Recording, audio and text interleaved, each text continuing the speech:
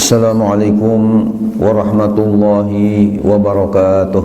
Waalaikumsalam warahmatullahi wabarakatuh. Wa qala, dan Nabi Muhammad SAW bersabda, man zalama shibran, barang siapa yang telah berbuat zalim dengan sejengkal minal ardi, dari bumi,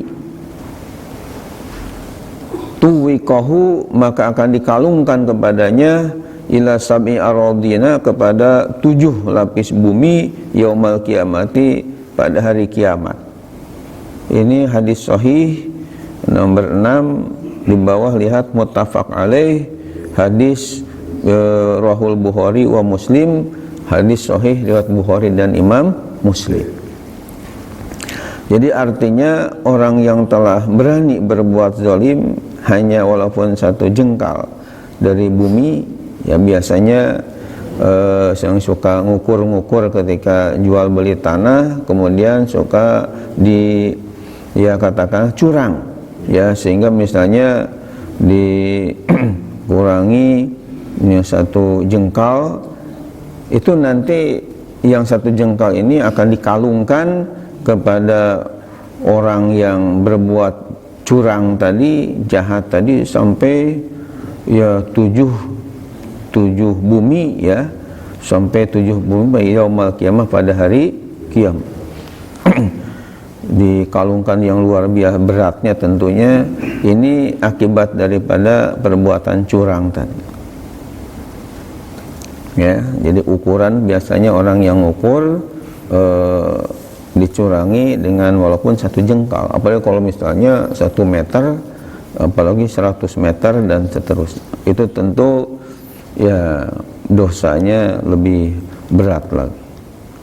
Kemudian waqala ta'ala, dan Allah Subhanahu wa taala berfirman, innallaha la yazlimu misqala dzarrah, surah An-Nisa ayat 40.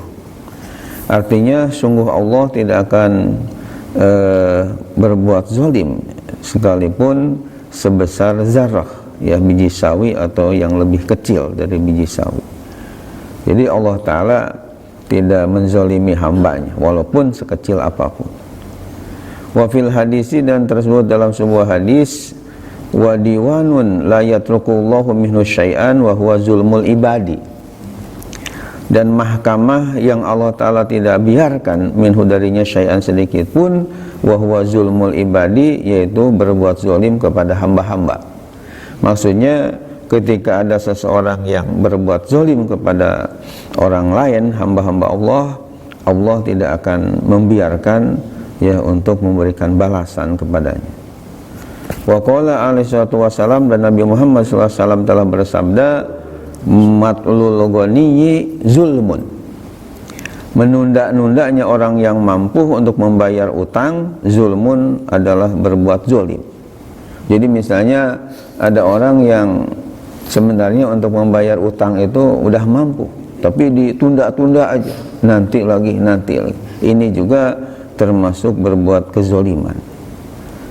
Wa min akbari zulmi, dan diantara yang sebesar-besarnya berbuat zalim ialah al-yaminul fajirah ala haqqin alaih.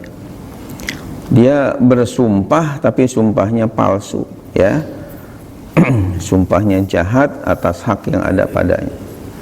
Ya, sudah sumpah tapi sumpahnya tidak benar. Nah, ini dikatakan akbari zulmi, zalim yang paling besar. Qala Rasulullah sallallahu alaihi wasallam, Nabi Muhammad sallallahu alaihi wasallam bersabda, manik tata'a haqqam ri'in muslimin biyaminih faqad aujaballahu lahu nara.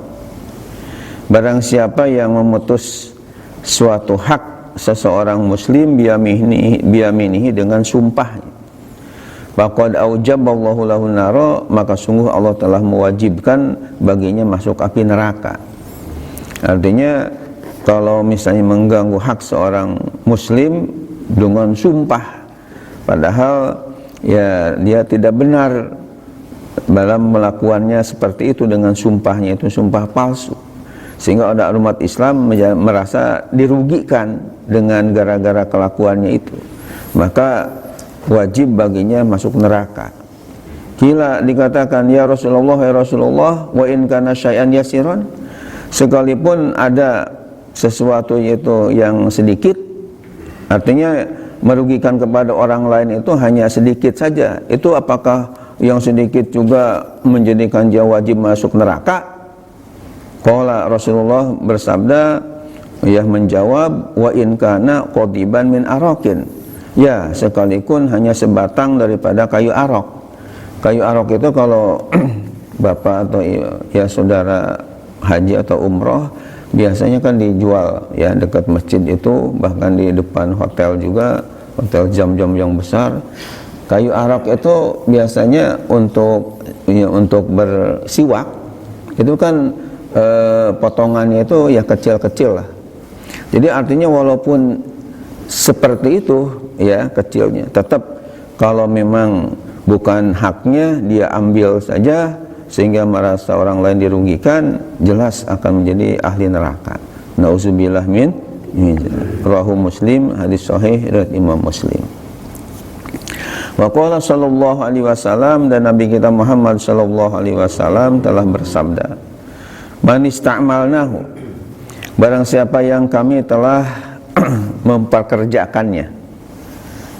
Artinya misalnya dia ditugaskan ya sebagai pekerja, ala amalin, atas suatu pekerjaan, fakatamana, lalu seseorang itu menyembunyikan kepada kami, makhiton, ya benda yang sudah dijahit, fama fauqahu, atau yang lebih kecil dari itu, kana gululan, maka adalah dia itu termasuk orang yang korupsi, ya'ti bihi yaumal qiyamah, yang Allah akan datangkan dengannya pada hari kiamat.